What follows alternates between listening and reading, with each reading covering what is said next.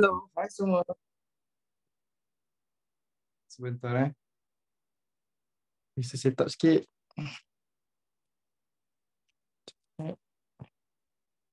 Smart oh. Jap, sabar jap. Sepadat for everyone. Apa Dia macam jap.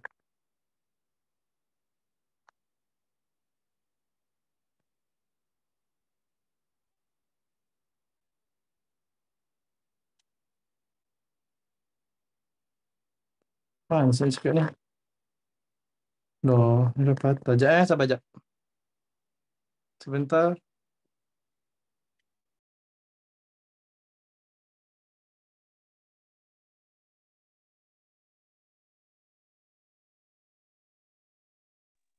Okey. Okey, kot better kot.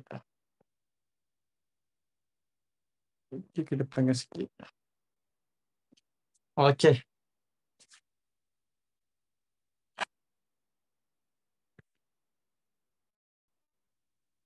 Bismillahirrahmanirrahim. Assalamualaikum warahmatullahi wabarakatuh. Dan apa khabar semua pelasian Form 2, sir?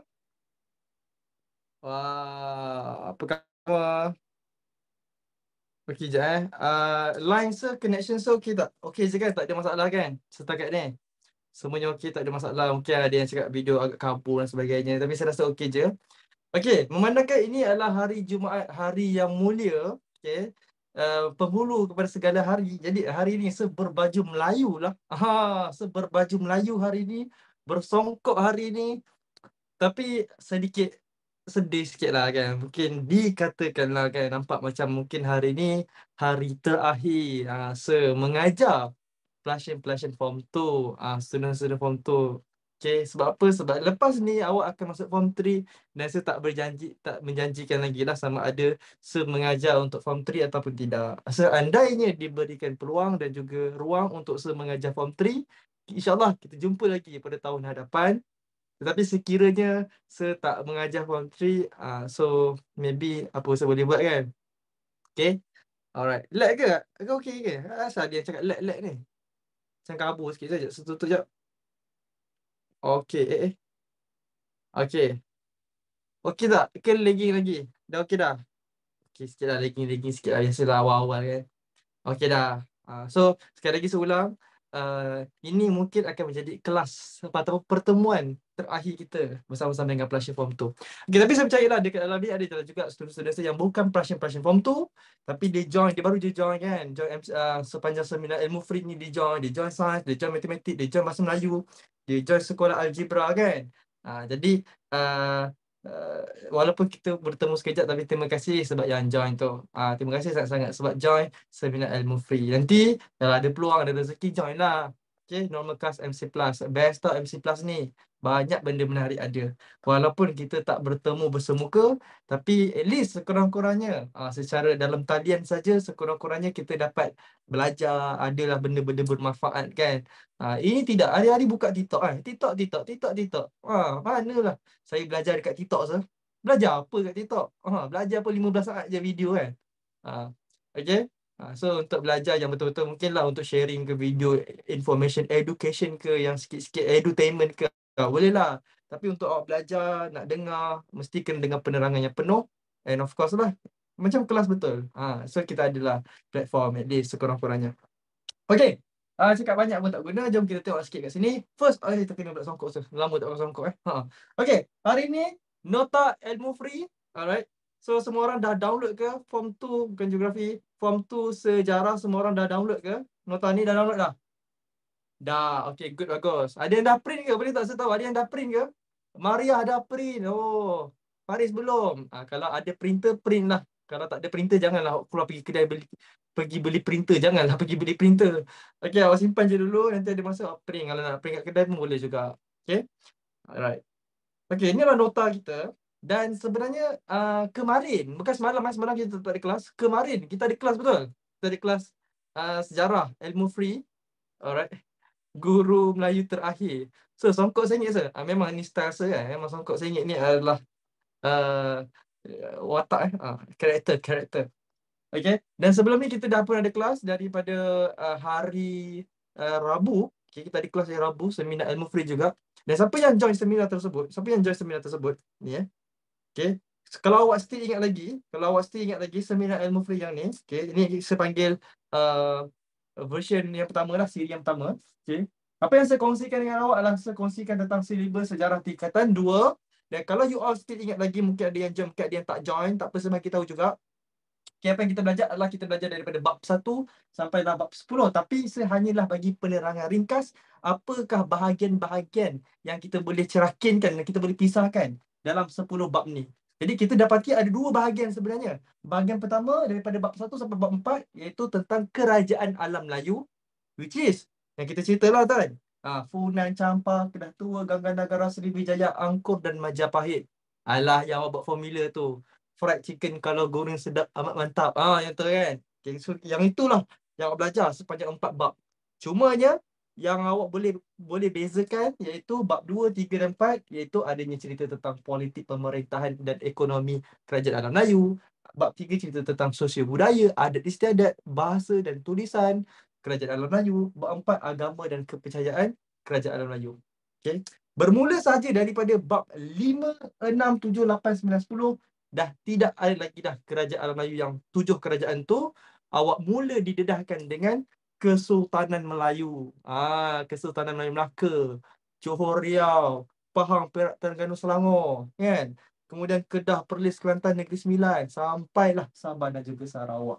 Okay, ini adalah bahagian yang kedua. Dan hari ini, apa yang saya nak kongsikan dengan semua pelajar-pelajar Form 2 dan juga semua student-student tingkatan 2 adalah berkenaan tentang bahagian yang kedua ni. Okay, boleh? So kita adalah 2 bahagian. At least kita dah cover lah juga.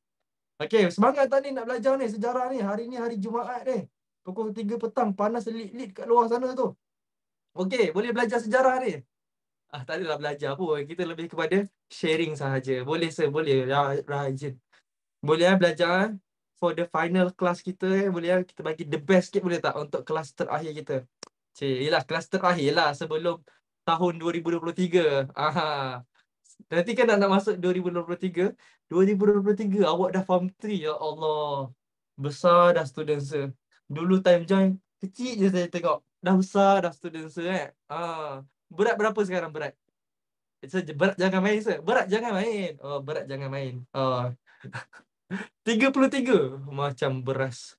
Macam beras. Ringan sangat. Okay, makan lebih sikit benda sensitif sir. Okey lah. Saya tanya pelajar perempuan.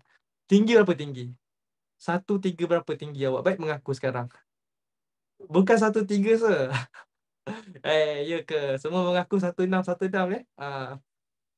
tinggi jangan main sir. Tinggi jangan main. Okey lah. Okey, saya tutup dulu chat. Okey, hari ni kita akan mulakan kelas kita, seminar kita dengan Al-Fadil Ustaz Muhammad Firdaus bin Noh daripada Mesir. Okey. Akan mengetahui bacaan doa. Up. Up. Cepatlah up. Yes. Sudah rehearsal tau. Okay. Bismillahirrahmanirrahim. Alhamdulillahirabbil alamin. Bismillahirrahmanirrahim. Alhamdulillahirabbil alamin. Arrahmanirrahim. Maliki yaumiddin. Iyyaka na'budu wa iyyaka nasta'in. Ihdinas siratal mustaqim. Siratal ladzina an'amta 'alaihim ghairil maghdubi 'alaihim waladdallin. Amin amin ya rabbal alamin. Amin amin ya rabbal alamin. Okey. Kita doakan juga kawan-kawan kita yang berada di Kelantan dan juga Terengganu, pantai timur, semoga mereka dipermudahkan. Kan banjir kan sekarang kan. Okay, ada kan yang saya tahu pelajar-pelajar yang mungkin kampung dia ataupun tempat tinggal dia sekitar kawasan-kawasan yang banjir. So macam mana yang terkesan dengan banjir? Okey, semuanya okey. Belajar dalam banjir. Belajar dalam banjir. Air dah paras dada dah boleh belajar lagi ya. Bagusnya. Okey, mana nak jumpa? Okey, dan apa yang kita dah bincang sebelum ni, kalau awak still ingat lagi, kita dah bincangkan beberapa soalan-soalan subjektif kan. Okey. So untuk kali ni, tengok sikit kat sini, tengok kali ni. Okay. Hari ni pembawaan saya simple saja. Saya nak fokuskan kepada satu bab sahaja, iaitu tidak lain dan tidak bukan. Kalau awak tengok kat sini pun awak dah boleh nampak dah bab yang saya nak fokuskan. Walaupun kita ada beberapa latihan, kejap lagi kita akan isi dan siapkan latihan ni. Okay. Hari ni bab yang saya nak fokuskan adalah bab 5. Bab 5 iaitu bab Kesultanan Melayu Melaka. Okay. Hari ni kita punya fokus kita adalah bab 5 Kesultanan Melayu Melaka. Okay. Mungkin awak boleh tulis kat mana-mana. keluarkan test pad, keluarkan kertas buku conteng dan sebagainya. Okay, kita akan buat sedikit revision berkenaan dengan bab 5. Okay, itu dekat mana-mana. Iaitu Kesultanan Melayu Melaka.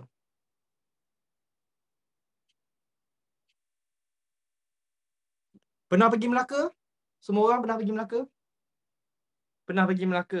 Pernah. Bila last pergi Melaka? Bila last pergi Melaka? Neraka. Bukan neraka. Risau Risau. Neraka tu janganlah pergi Melaka. Jauhnya Melaka dengan neraka. Last tahun lepas. Okey. Cantik tak? Melaka hari ni sebuah kawasan apa kita panggil? Sebuah bandar apa kita panggil? Kan ada kan, kita ada nama panggilan kan, bandar-bandar dia kan. Bandar bersejarah kan. Okey, pandai. Okey. Apa ibu negeri Melaka? Saja nak test awak. Apa ibu negeri Melaka? Kota Efamosa, Kota Hilir, Bandar Hilir, Alur Gajah. Sudah. Macam mana ni nak jawab soalan geografi ni nanti ni? Ha. Bandar Raya Melaka, okey? Ibu negeri bagi Melaka adalah Bandar Raya Melaka. Melaka kan kecil. Berapa orang je ada dalam Melaka tu kan? 13 orang je. Perlis lagi kecil, 8 orang je. Perlis ada 8 orang. Contoh. Okey, Kesultanan Melayu Melaka. Okey, apa yang awak kena tahu sebenarnya sepanjang bab ni? Bab ni banyak tak? Bab ni pun boleh tahan banyak juga. Tapi apa je yang kita kena tahu, sir?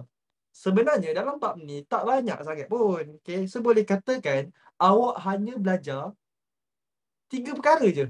3 perkara saja awak belajar. Apa dia? Okey, saya akan buat satu segitiga. Okey, tapi saya bagi tahulah segitiga ni bukan Illuminati Ada student dia tak boleh tengok segitiga. Nampak je segitiga, sir?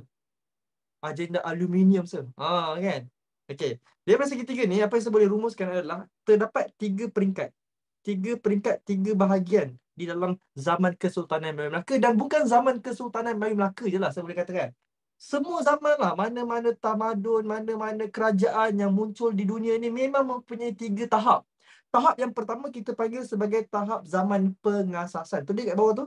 Zaman apa? Zaman pengasasan. Zaman pengasasan. Zaman yang mula-mula nak dibentuk. Zaman mula-mula nak ditubuhkan sesebuah kerajaan tu. Okey. Perang segitiga 100 tahun. Bukan Pavi. Jauh sangat tu Pavi. Perang segitiga 100 tahun tu dekat Johor Riau tu. Jadi saya nak cerita tentang Melaka dulu. Okay, zaman pengasasan. So dekat sinilah, zaman inilah yang mana awak akan dikenali dengan siapa?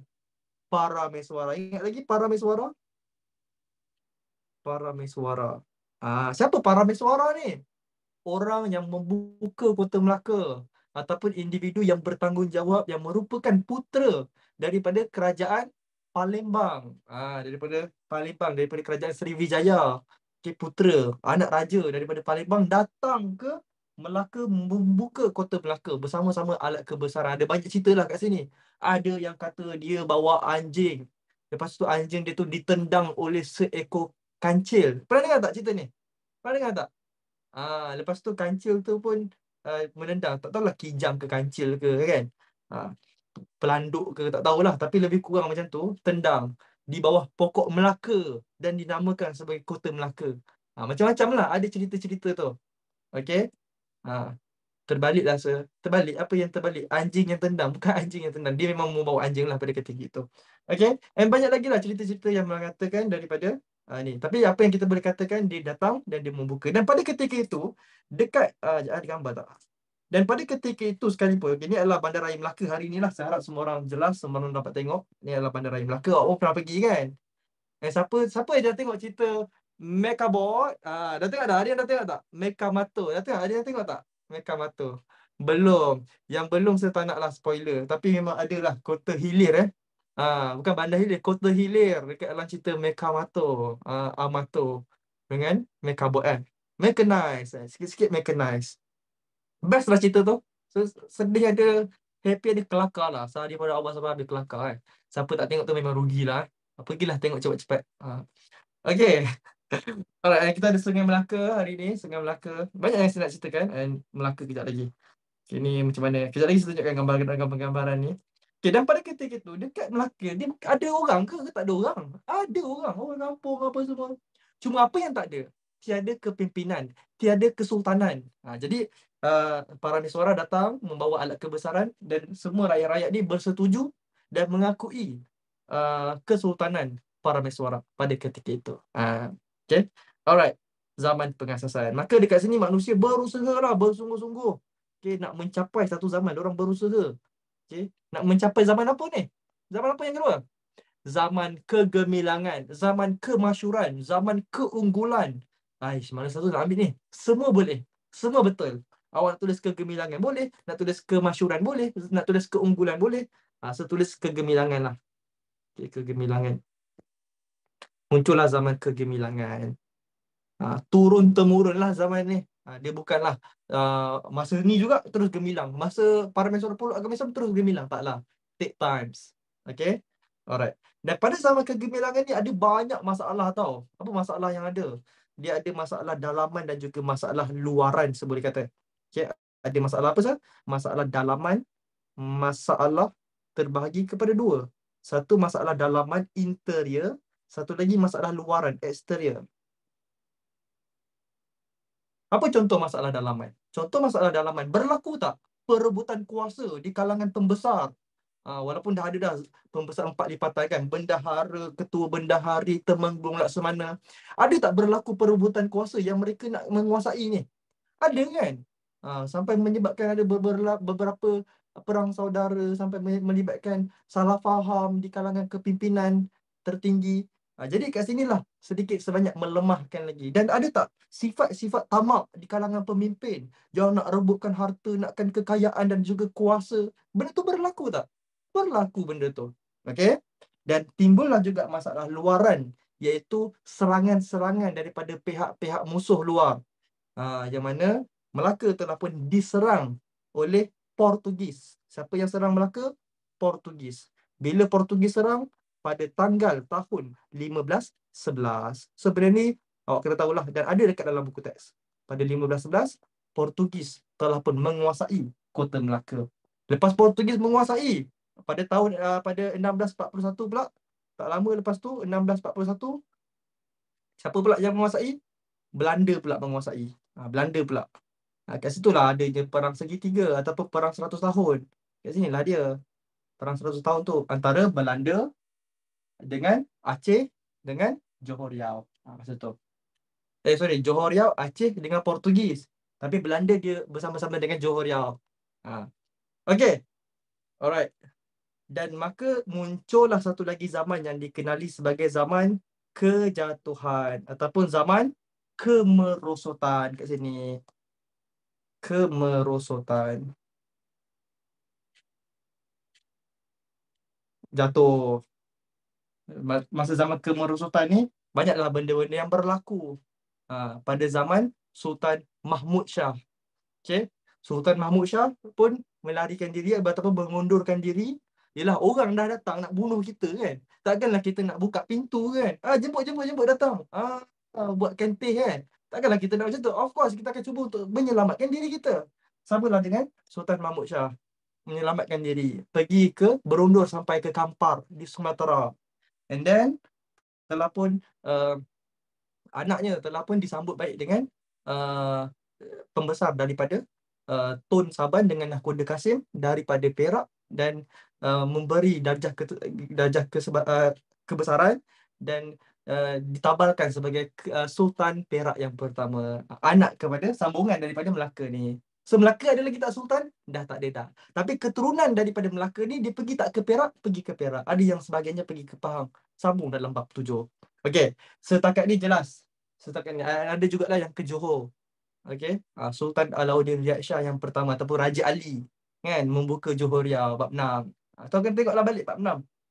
Okey. Jadi ini je yang awak kena belajar. Dan antara pengasasan, kegemilangan dengan kemerosotan, yang mana yang paling banyak Yang paling banyak adalah, yang paling ditekankan adalah pada zaman kegemilangan. Kegemilangan. Ni banyaklah perkara kat sini.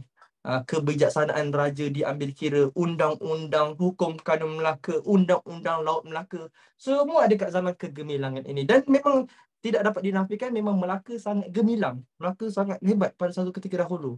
Okay, dan kalau awak tengok daripada segi pemetaannya pun, okay, kita tengok daripada segi peta, Okay. Rupa-rupanya dahulu Melaka ni dipengaruhi oleh semua ni adalah Melaka. And that's why laluan di antara semenanjung Malaysia dan juga Sumatera hari ini, laluan tengah-tengah ni dikenali sebagai nama Selat Melaka. Dah kenapa Selat Melaka? Letaklah Selat Pulau Pinang ke, Selat Aceh ke, Selat Kedah ke, kenapa nak kena Melaka? Sebab dahulu semuanya adalah Melaka.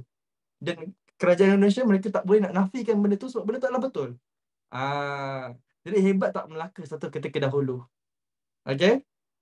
Habis tu kenapa Melaka sekarang kecil sebab berlakulah serangan-serangan, kemerosotan. Kalau dia gemilang kan, kalau dia tak ada zaman. Contohlah kan, dia sampai sini je. Dia sampai sini je. Dia tak ada kemerosotan. Memang besar lah kan. Tapi disebabkan dia merosot, dia mengecil tak? Dia mengecil. Okay, jelas setakat ni. Ada apa-apa ke nak tanya tentang introduction ni? Dah faham dah. So tengok balik. Nak ajar everything semua memang tak dapat lah Dan. Tapi saya nak awak tengok balik, study balik, tengok balik apa yang penting. Okay. Perlukah saya nak hafal tahun? Okay, untuk hafal tahun ni bagi saya tak payahlah awak nak hafal betul-betul exactly setiap tahun dan sebagainya. Cukup awak tahu apa peristiwa-peristiwa yang penting. Okay. Alright, kita sambung sikit kat sini. Okay, saya rasa ni tak ada masalah. Nak screenshot sir? Okay, nak screenshot. Okay, cepat. Siapa-siapa nak screenshot? Okay, nak screenshot.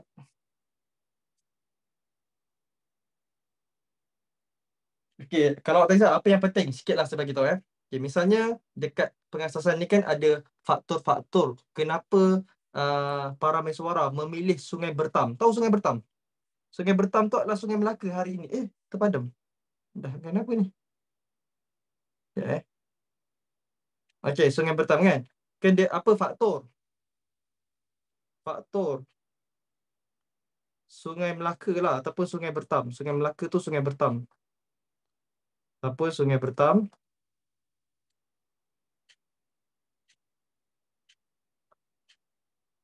Sangat strategik ataupun kenapa dia pilih kawasan sangat strategik. Sangat strategik.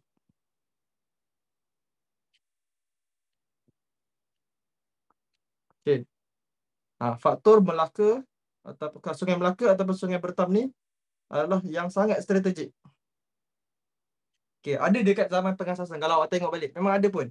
Dekat bahagian 50.1. Kan ada kan dia cerita kat situ kan, ada 4 faktor utama. Kalau awak semua ingat lagi, 4 faktor utama tu adalah apa? Yang pertama disebabkan oleh terlindung daripada angin monsun. Ingat baiklah, saya tak boleh nak terus semua kan. Okay, terlindung daripada angin monsun yang pertama. Lepas tu yang kedua disebabkan oleh kedudukannya strategi antara timur dan barat misalnya. Lepas tu yang ketiga adalah disebabkan oleh dikatakan kawasan itu mempunyai kawasan yang berbukit kan. Berbukit. Yang ketiga misalnya. Bila dia berbukit maksudnya mudah untuk melihat kedatangan musuh-musuh yang hadir, yang datang. Yang keempat iaitu tak saya rasa adalah disebabkan adanya pokok bakau semula jadi kan. Pokok bakau kan. Pokok bakau yang semula jadi yang menjadi benteng pertahanan. Yang mana Melaka tak perlu dah nak buat benteng pertahanan. Sekiranya ada ombak kuat, dia akan tenangkan air tersebut. Sekiranya ada serangan meriam dan sebagainya, dah ada dah akar-akar pokok bakau ni. Jadi betul tak? Strategik tak Melaka ni? Sungai Melaka ni sangat strategik. And this is one of the best place yang para mesuara telah dapatkan. So faham tak? So awak kenalah tahu apa isi dia dan awak kena huraikan. Kenapa tempat ni? Kenapa ni? Kenapa ni? Kenapa isi awak ni? Okay? So fahamkan betul-betul konteks dia. Tu untuk pengasasan. Dan dua benda je, para mesuara dan juga ini. Itu je yang penting. Okay, sekarang ni kita cubalah buat latihan kat bawah ni. Okay, kita nak try buat latihan yang ada supaya nak tengoklah tahap kefahaman awak. Sama ada awak boleh ataupun tidak. Okay, kita tengok. Peta berikut menunjukkan kedudukan Selat Melaka yang terlindung daripada tiupan angin monsun barat daya dan angin monsun timur laut. Ingat lagi tak barat daya timur laut ni macam mana? Saya harap semua orang ingat lagi. Ini awak dah belajar dah dekat dalam subjek geografi. Ingatlah balik timur laut barat daya. Kita ada utara, selatan, timur, barat. Okay. Lepas tu kita ada apa lagi? Kita ada arah perantaraan. Tu arah utama. Arah perantaraan kita ada timur laut. Kita ada tenggara. Kita ada barat daya. Kita ada barat laut. Macam mana nak hafal benda ni sir? Benda ni senang je. Kalau sebelah kanan atas awak timur laut, sebelah kiri atas awak pun barat laut. So supaya awak tak confuse. Ramai pelajar dia confuse barat laut dengan barat daya. Dia letak barat daya ke atas. Salah. Okay. So bila kita katakan kawasan timur laut dengan barat daya, kita ada dua je. Satu angin monsun timur laut. Satu angin monsun barat daya. Bila kata angin monsun timur laut, maksudnya angin tu dia memang datang daripada sini. Daripada timur laut. Kalau kita cakap angin tu datang daripada barat daya, angin monsun barat daya, maksudnya angin tu dia datang daripada barat daya. Faham? Tak ada angin monsun barat laut, tak ada angin monsun tenggara. Dua ni saja. Timur laut dengan barat daya. Sampailah ke hari ini. Okey, kita tengok. So betul tak timur laut yang ni? Betul? Betul. Betul tak barat daya yang ni? Betul. Okey, kita tengok. Okey, soalan. Terangkan sejauh mana kedudukan tersebut membantu kegemilangan Kesultanan Melayu Melaka. Sudah. Nak kena terang pula dah sejauh mana kedudukan tu memang membantulah kegemilangan Melaka ni. Ataupun inilah juga sebahagian daripada faktor kegemilangan Melaka. Okey. So apa yang awak boleh tulis? Apa yang awak boleh bagi? Apa yang awak nak bagi kalau awak jumpa soalan macam ni? Okey. Number 1. Okay, awak boleh tulis apa? Soalan nombor apa ni? Soalan nombor 2. Okey, apa yang awak boleh bagi? Awak boleh cakap, tulis macam ni. Tengok ni. Okey, yang pertama. Jalan perdagangan utama. Okey, sabar dulu. Okey, tulis. Kedudukan yang strategik. Tulis. Kedudukan yang strategik.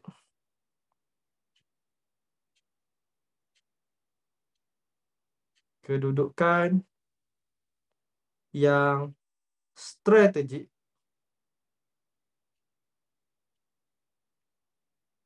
di tengah laluan perdagangan.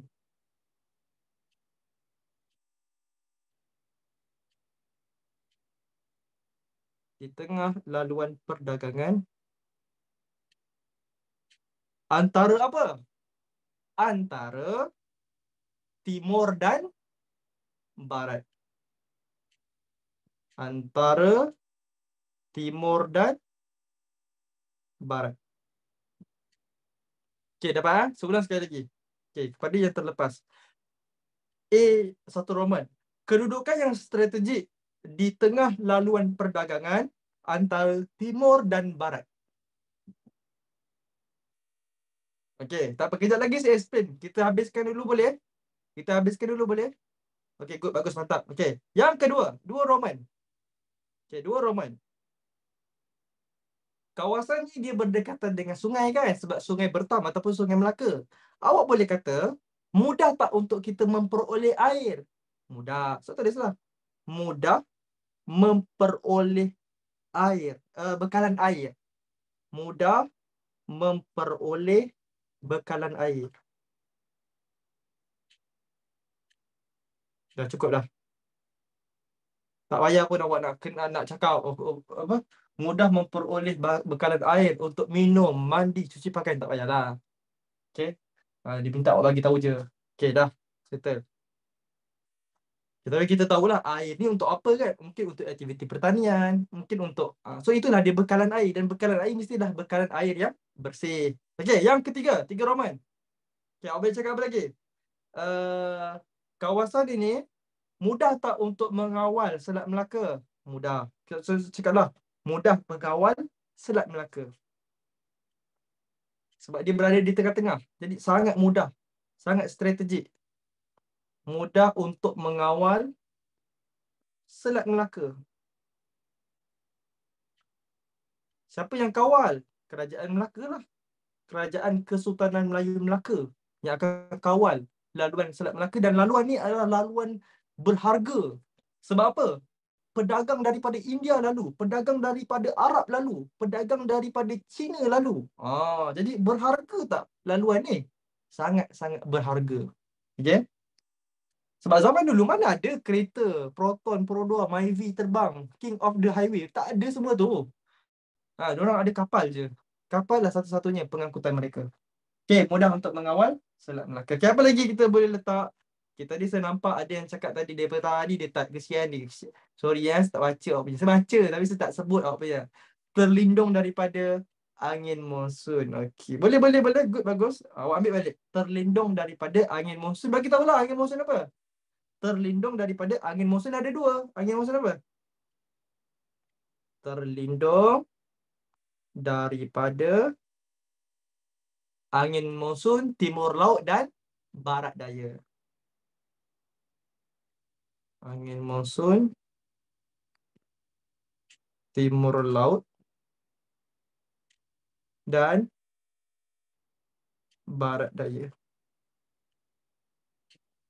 Okey, terlindung daripada angin monsun timur laut dan barat daya. Settle. Okey, benteng pertahanan. Okey, okey, tak apa, tak apa. Okey, siapa-siapa yang nak cakap benteng pertahanan? Benteng pertahanan. Okey, awak boleh cakap jugalah. Pokok bakau. Akar pokok bakau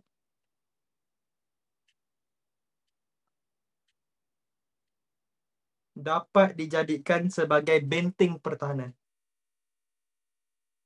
Akar pokok bakau dapat dijadikan sebagai benteng pertahanan. Dan banyak lagi awak boleh cakap sebenarnya. Kawasan berbukit bukau memudahkan urusan pentadbiran. Boleh. Awak boleh cakap juga muara Sungai Melaka yang memudahkan kapal dagang untuk datang berlabuh. Macam-macam jawapan diterima. As long as jawapan awak tu berkaitan.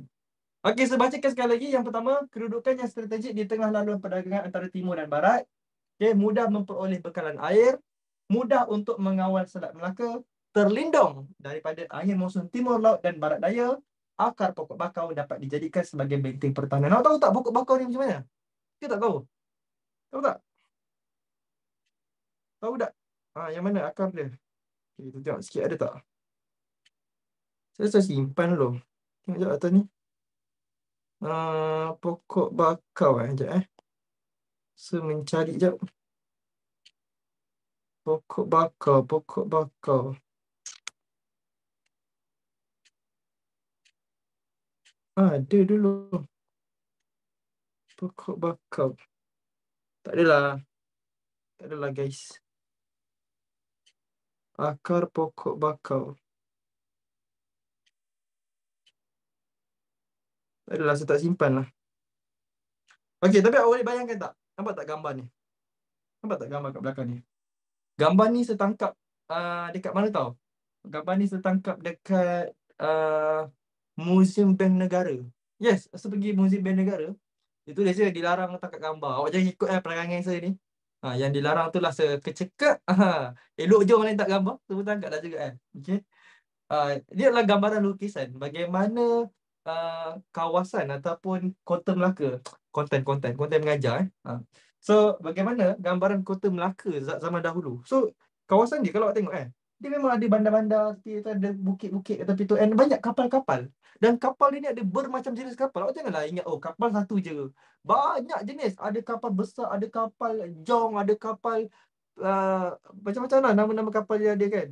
Ada kapal yang macam kapal layar, ada yang macam kapal yang tahu kan, yang macam orang tak ramai orang yang boleh naik. Ada macam-macam jenis. Ah, ada yang katanya kapal zaman dahulu sangat-sangat besar. Macam-macam lah. Dan even dekat situ pun dia dah bagi tahu dah, Kepulauan Melayu pusat perdagangan yang strategik.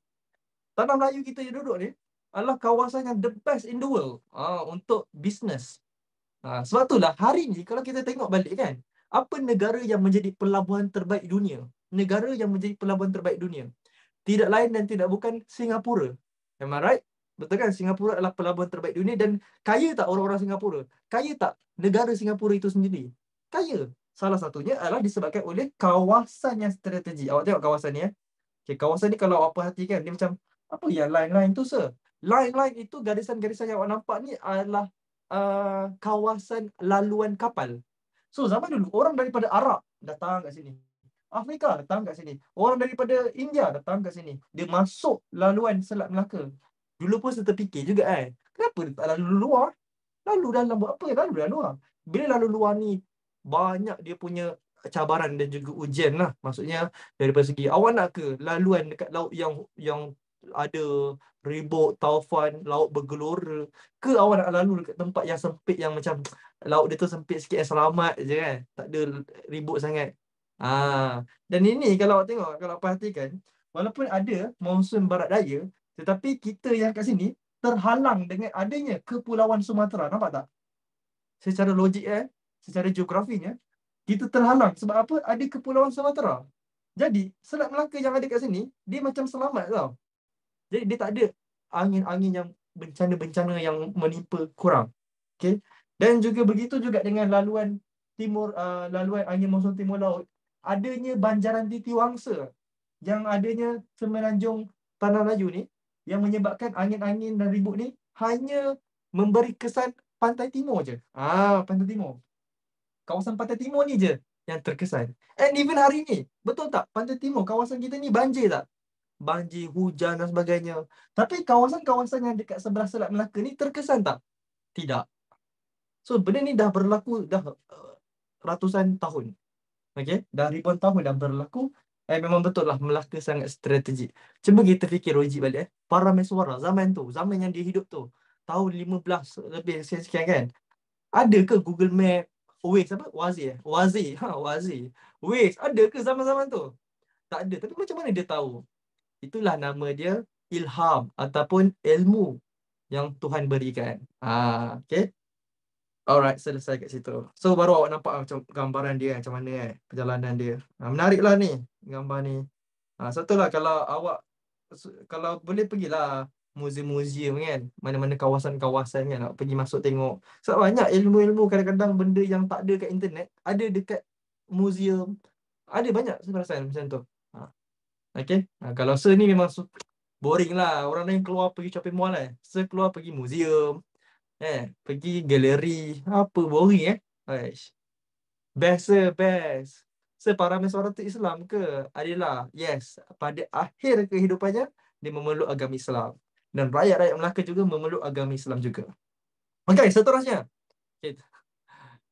Pergilah muzium-muzium semua. Okey, berikan pendapat anda sebab generasi masa kini perlu menghargai alam sekitar di negara kita. Apa kaitan alam sekitar kan? Maksudnya, kenapa kita kena appreciate kita punya tanah kita, banjaran kita, kita punya alam sekitar, alam sekeliling kita. Okey, yang ni lebih kepada soalan-soalan kebat lah. So, mungkin awak boleh cakap lah. Okey, mungkin awak boleh kata untuk mewujudkan kehidupan yang sihat. Ni jawapan ni tak semestinya kena dalam buku teks Okay, mewujudkan kehidupan yang sihat. Okay, mewujudkan kehidupan yang sihat. Yelah, kalau kita tak membuat pembakaran terbuka, kita tak buat pembalakan secara haram, kita tak membuat pemburuan haram, sihatlah kan hidup kita kan? Okay. Selain daripada tu, boleh juga cakap mengelakkan kemusnahan habitat flora dan fauna. Mengelakkan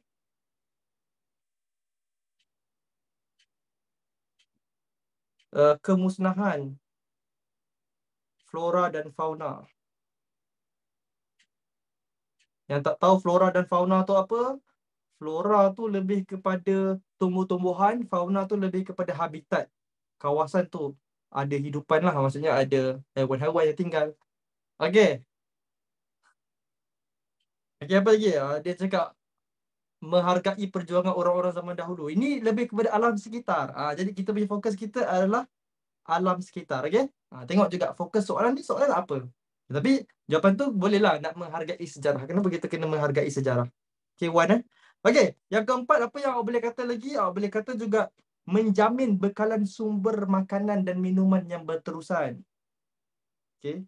Menjamin sumber bekalan makanan dan minuman.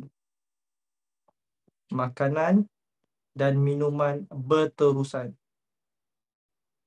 Maksudnya, kalaulah kita tak membuat pembalakan dan sebagainya, kita ada tanah pertanian, kita ada penanaman, kita ada macam-macam lah kan, sayur-sayuran, buah-buahan, tanaman yang mencukupi. Bekalan makanan kita akan cukup tak? Sekiranya berlaku krisis dan sebagainya, bekalan makanan kita akan cukup. Tetapi kalau kita tak menghargai lah kan, kita rombak sana, kita buat perindustrian, kita buka kilang, kita buka bandar baru, kita buka. Habis tu macam mana dengan haiwan-haiwan habitat yang tinggal di kawasan hutan tu? Sebab itulah kadang-kadang kan ada isu dan juga kes yang saya nampak. Ular masuk dalam kereta, monyet masuk rumah orang, kera masuk dalam rumah panjat bumbung dan sebagainya. Sebenarnya tempat tu tempat siapa? Tempat kita datang dulu ke tempat diorang dah duduk lama? Itu tempat mereka kan. Sampaikan dekat highway ada tapir lah, gajah lalu lah, singa, harimau, macam-macam lah. Singa tak lah kan, harimau lah. Tapi harimau pun dah semakin pupuslah dekat negara Malaysia ni. Okay? Menjamin sumber makanan dan minuman berterusan. Okay, dan the last one, apa yang boleh bagi Jod tahu juga? Okay.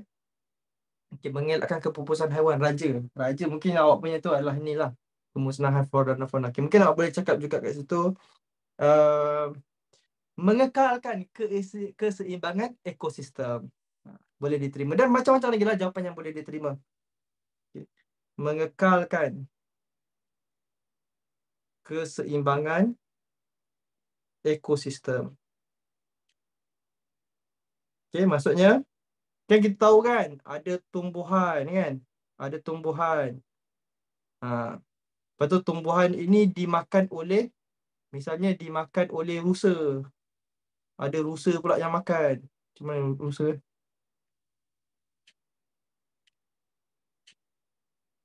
Dia makan oleh rusa. Lepas tu rusa ni pula telah pun dimakan oleh ular. Ular makan rusa. Ular makan. Tak nak lawak apa ular macam ni. Ular. Ular yang makan. Dan sebagainya lah. Okay. So inilah kita panggil ekosistem. Lepas tu ular ni pula dimakan oleh burung helang kan. Burung helang pula makan dia. Burung helang pula. Kan awak pernah belajar kan benda tu kan. Burung helang makan dia. Okay, so inilah ekosistem. Rantai makanan kan. Dah macam matlamat teknologi hijau. Macam sains kan. Okay. Tapi cuba kalau awak kacau satu ekosistem tu, dia akan merosak lah. Okay, awak kacau, awak hapuskan tanah-tanah tu. Sebab itulah kita tak boleh nak usik sebenarnya. Boleh nak buat beberapa pembangunan. Tetapi sebab itulah kita perlu mewujudkan hutan simpan. Kan? Taman negara. Benda-benda macam tu tak boleh usik lah. Okay. Alright, selesai. Okay, saya kat sini. Ada apa-apa soalan? Nak screenshot sir? Okay, siapa-siapa yang nak screenshot soalan yang pertama dan juga soalan kedua ni? Okay, cepat. 5, 4, 3, 2, 1. Settle. Okay, kita pergi pula kepada bahagian yang seterusnya. Kalau pertanyaan sir? Maksud awak macam mana pertanyaan tu? Mengadakan kawasan pertanian. Pertanian tak ada masalah. Okay. Okay, kegemilangan Kesultanan Melayu Melaka. Sir handsome lah. Terima kasih. Berapalah saya nak kena transfer ni Duk puji-puji saya ni. Saya dah tak ada duit dah ni nak bagi. Duit kaya ni dah tak ada dah ni. Dah. Jangan puji-puji sangat Okey, kegemilangan Kesultanan Melaka. Jelaskan peranan raja dalam sistem pemerintahan Kesultanan Melaka. Okey. Dia minta apa? Peranan raja. Raja ni, dia jadi raja. Dia macam tu je ke? Macam, saya adalah raja. Tu je lah. Habis dah. Tak, dia ada tanggungjawab. Setiap jawatan yang diberikan seiring dengan tanggungjawab. Dia ada tanggungjawab. Apa peranan dia? So, peranan itu stand for tanggungjawab. Apa dia punya tugas dia? Apa kerja dia? Okay, dalam sistem pemerintahan, dalam sistem pentadbiran. Okay, peranan raja yang unggul. Okay, awak boleh kata juga kat sini, peranan raja yang unggul ini, awak boleh kata apa? Okay, number 1, menjadi apa? Okay, tulis. Menjadi simbol perpaduan dan kemakmuran. Tulis. Raja menjadi simbol perpaduan.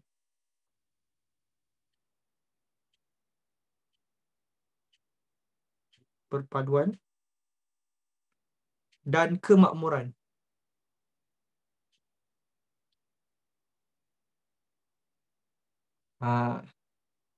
Apa itu menjadi simbol perpaduan? Okay, zaman dulu, kita panggil sebagai raja ni dia menaungi rakyat. Menaungi. Menaungi ni macam raja ni ibarat macam payung lah. Mana saya nak buat Raja ni dia ibarat macam payung. Payung kan? Tahu payung? Dan kita adalah rakyat yang duduk dekat bawah ni. Kita adalah rakyat yang duduk di bawah naungan raja ni. Faham tak? Jadi dah saya buat macam ni. Raja adalah payung. Kita adalah orang yang duduk kat bawah ni. Macam tu. Nampak? Okay. Menjadi simbol perpaduan. Dan tak kisahlah.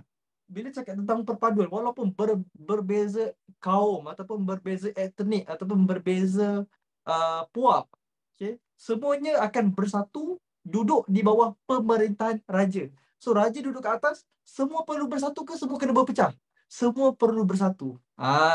So itulah dia. Okay.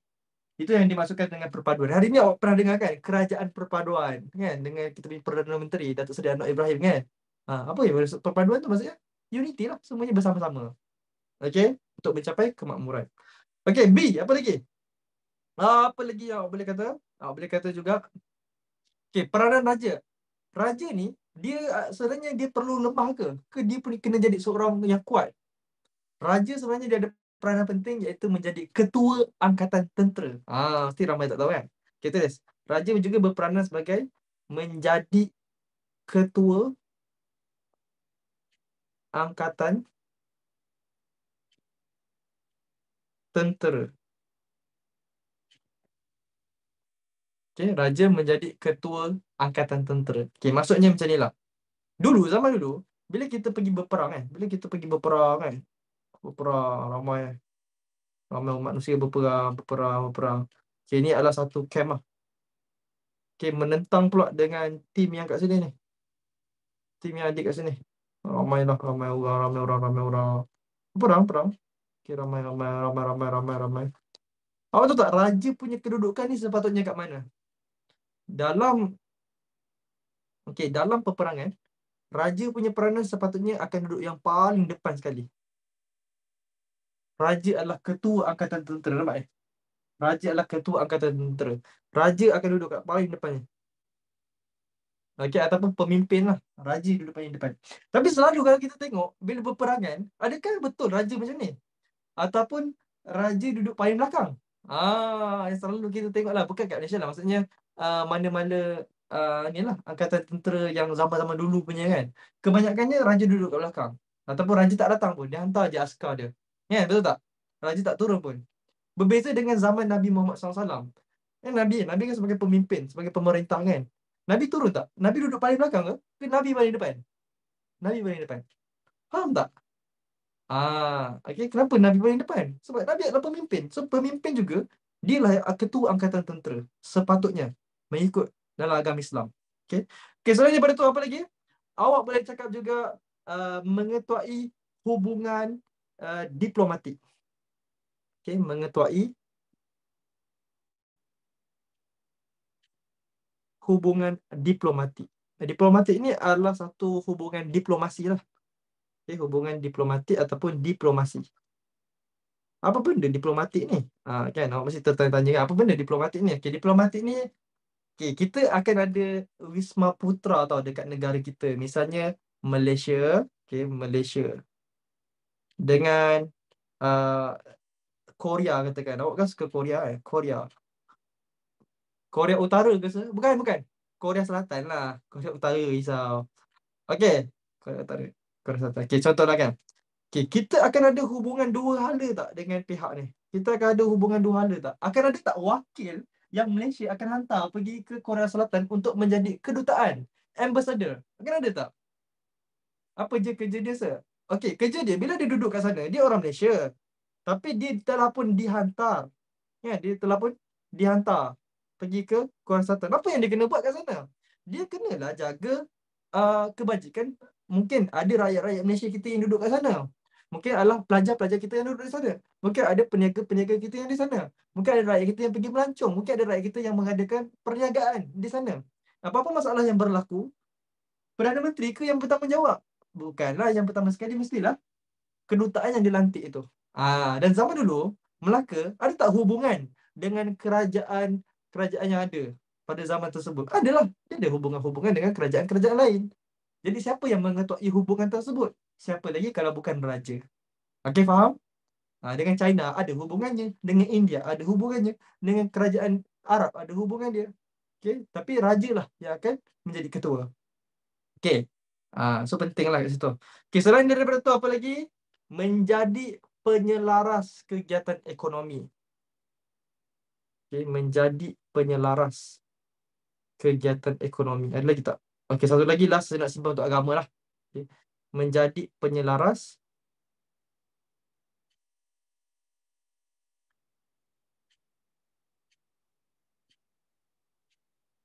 kegiatan ekonomi. Okey, boleh?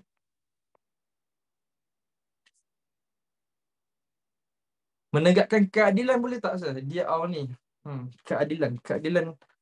Dia bukanlah dia yang menegakkan keadilan. Dia just memerintah dengan adil je lah. Okay, tapi okey, ni dulu. Okay. Menjadi penyelaras kegiatan ekonomi. Jadi dalam penyelaras kegiatan ekonomi ni akan ada pedagang-pedagang, akan ada ramai yang datang. So bayangkanlah pedagang-pedagang yang datang ni.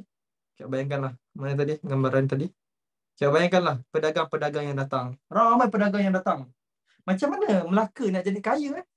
Jadi melalui pelabuhan-pelabuhan inilah raja akan beritahu dekat ketua bendahari, iaitu untuk melantiklah Shah Bandar untuk mengutip cukai di kawasan-kawasan seperti ini. Jadi cukai-cukai yang kita dapat, inilah yang sedikit sebanyak membangunkan ekonomi ataupun pendapatan kepada negara, uh, kerajaan Melaka. Macam tu. Okay. Alright, selain daripada tu apa lagi? Kat sini awak boleh cakap lah juga, iaitu ketua agama Islam. Bila cakap tentang soal ketua agama Islam, sepatutnya lah kan, sepatutnya. Okay. Kalau kita solat berjemaah, kita ada ketua agama Islam. Kita ada ustaz, kita ada imam, kita ada ni, kita ada bilal dan sebagainya. Sepatutnya lah mengikut ketua agama Islam. Siapa yang kena jadi imam? Ketua agama Islam ke ustaz yang tu? Ketua agama Islam lah kan, sepatutnya.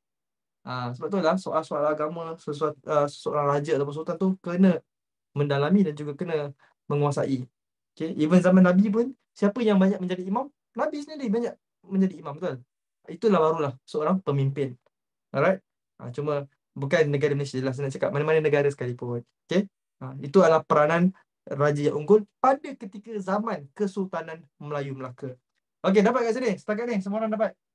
Soalan sekali lagi, yang pertama, menjadi simbol perpaduan dan kemakmuran, menjadi ketua angkatan tentera, mengetahui hubungan diplomatik, menjadi penyelaras kegiatan ekonomi, ketua agama Islam. Setakat ni semua orang dapat. Saya nak screenshot. Okey, cepat-cepat. Siapa yang nak screenshot tu? Screenshot. Okey, cepat. 5, 4, 3, 2, 1. Hai, cepat betul lah masa Masa sekarang ni macam cepat sangat lah. Ada tak apa alat-alat Doraemon ke boleh beli kat Shopee ke nak slowkan sikit masa ni?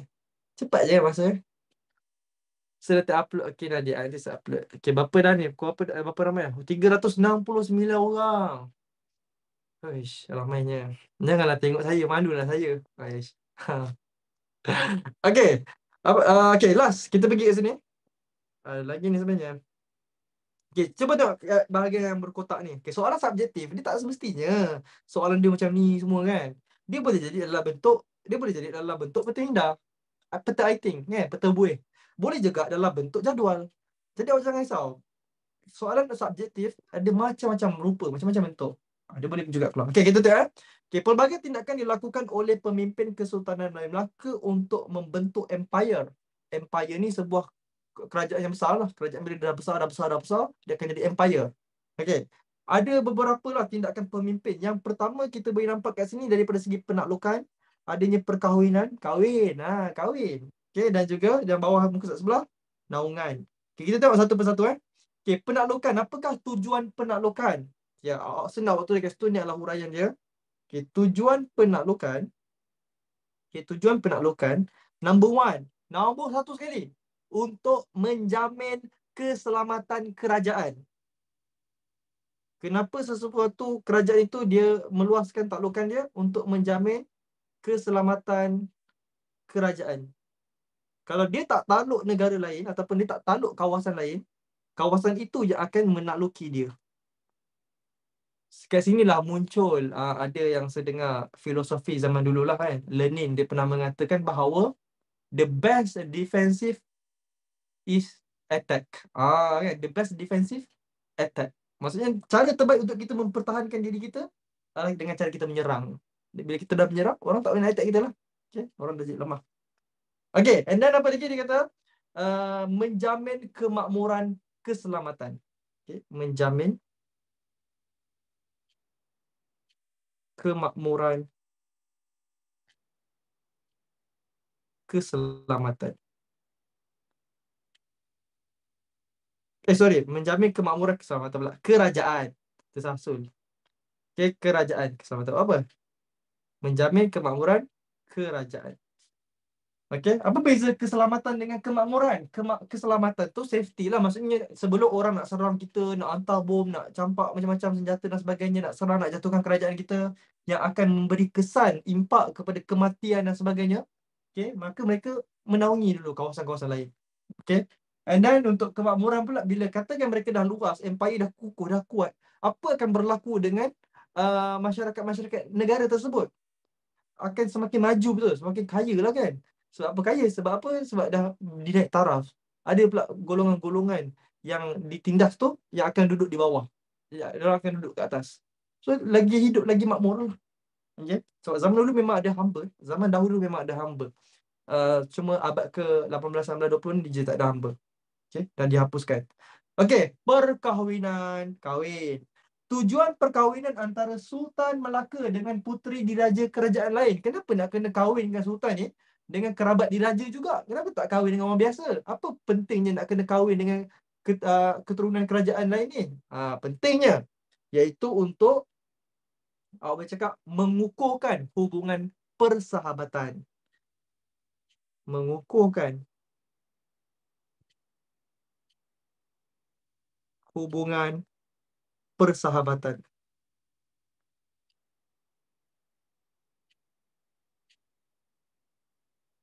Okay. Dan kekeluargaan. Hubungan persahabatan dan kekeluargaan antara Melaka dengan kerajaan lain. Dengan kerajaan lain. Okey, dia minta apa kat bawah tu? Dia minta contoh. Bagilah apa contoh perkahwinan yang pernah berlaku. Sultan apa yang kahwin dengan siapa? Sultan apa tulis? Ada ramai ni. Sultan Mansur Shah. Okey. Sultan Mansur. Untuk menjaga waris boleh ke? Kurang tepat lah menjaga waris ni. Kalau Sultan kahwin dengan biasa pun anak dia Sultan juga. Cuma apa beza dia? Dia ada hubungan persahabatan antara dua kerajaan yang berbeza. Okey, tulis contohnya. Sultan Mansur Shah dan dia berkahwin dengan siapa? Puteri Majapahit. Dia berkahwin dengan puteri, anak Raja Majapahit. Siapa nama anak Raja Majapahit ni? Nama dia adalah Raden Galuh Cendera Kirana. Lama nama kan. Raden Galuh Cendera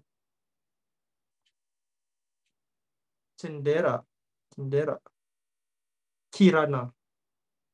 Okay. Bukan Miss Z Kirana. Dua orang yang berbeza. Hati-hati. Bukan Miss Z Kirana. Okay, dapat?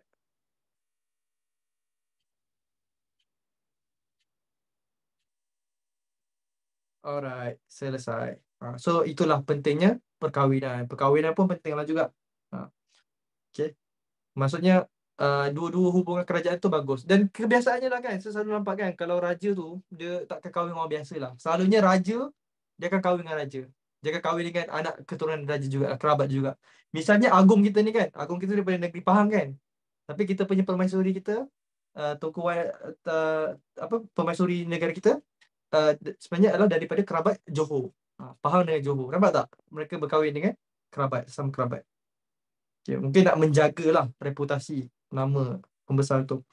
Okey, naungan. Okey, yang ni tak apa. Nanti saya bagi jawapan kat awak. Okey, yang lain-lain ni nanti saya akan uploadkan jawapan lah. Try lah jawab. Nyatakan bentuk hubungan antara Kesultanan Melaka dengan kerajaan luar. Mungkin awak boleh cakap lah macam-macam lah kat sini. Okey, mungkin yang ni boleh jadi hubungan diplomatik, hubungan persahabatan, hubungan perdagangan, hubungan keagamaan. Okey. Dan sebagainya. Okay, adalah tanya lebih tu. Okay, nanti awak boleh try buat dan cuba untuk jawab. Okay, maka dengan itu akhirilah kelas kita ni. Instagram saya Instagram. Kan dah follow dah hari tu, tak eh? Ada tak follow? Okay, Instagram saya adalah Firdaus Noh X. Okay. Alright, jadi untuk akhiri saya punya seminar petang ni, okay, kita dah pun habis, dah 1 minit je lagi. Okay, saya nak ucapkan ribuan terima kasih kepada semua pelajar-pelajar yang join. Okay, especially pelajar-pelajar form 2 dan juga ada juga pelajar-pelajar tingkatan 2 yang join seminar saya. Okay, thank you so much. Saya mengharap untuk awak join lah juga untuk tahun hadapan sesi 2023. Untuk normal class, segala maklumat awak boleh pergi kat MC Plus, website MC Plus and apps lah. Okay. And sedikit kata-kata semangat untuk you all. You all dah buat yang terbaik sepanjang tahun ni. Okay, just sambung je lagi, sedikit lagi. Okay, sikit je lagi final lap, iaitu awak semua kena study sehabis-habisnya. Awak dah mulakan, why not awak cuba habiskan lagi, sikit lagi. Okay, and buat yang terbaik bulan 1, bulan 2 kepada student-student yang bakal menghadapi peperiksaan sejarah. Sedoakan the best for you all. Buat yang terbaik. Lepas dah habis tu dah tak ada apa dah. Jangan overthinking, jangan menyesal, dah tak ada apa dah. You all dah bagi sehabis-habisnya. Okay? Jawab soalan objektif dengan baik, jawab soalan subjektif dengan baik, jawab soalan essay dengan baik. Okay? Alright, and tu je lah daripada saya. Saya mengharapkan you all the best. Alright, so kita gambar dulu, boleh cepat. Screenshot. 1, 2, 3. Berbaju Melayu hari ni. Okay, 1, 2, 3. Selamat pengantin baru, semoga kekal abadi. Lambat lagi pengantin baru. Tadi waktu saya datang, awak tahu tak? Ada seorang abang tu, dia bawa kita Mercedes tau. Lepas tu saya pakailah macam sampin semua kan, dengan songkok semua kan. So baru habis solat Jumaat kan. Lepas tu dia cakap dengan saya, dia buka pintu. Kita Mercedes, dia buka pintu. Bang, ya kenapa ni? Selamat pengantin baru. Oh ya Allah, saya cakap amin. Lambat lagi. Tapi amin je lah. Orang dah ada cakap selamat pengantin baru, dia kata. Itulah. Pengantin lelaki je lah. Pengantin perempuan tak tahu dah mana. Okay. So, saya doakan yang terbaik. Jaga diri. And Assalamualaikum semua. Bye-bye. Ask out to unmute. Okay, bye-bye semua. Okay. Bye, Jumpa lagi. sir. Bye, sir. Bye, sir. Kan kita orang, sir. Bye. Terima kasih, sir. Semoga saya semakin makmur. Semakin apa? Makmur. Oh. Terima kasih, sir. Cepat-cepat. Alright, bye-bye. Bye-bye semua. Thank you, sir. Bye. Doakan kita orang, sir. Doakan kita orang dapat A, Mana sir. ada saya lupakan awak? Saya lupa Ya, Encik. sir. Alah. Okay, saya doakan semua berjaya. Semoga berjaya. Dah berjaya, jangan lupa belikan Kita. Starbucks ke, beli Amin. pulas ke, Amin. hantar kat rumah Noted. Will do. Okay, bye semua. Bye. Bye, sir. Bye, sir. Bye-bye.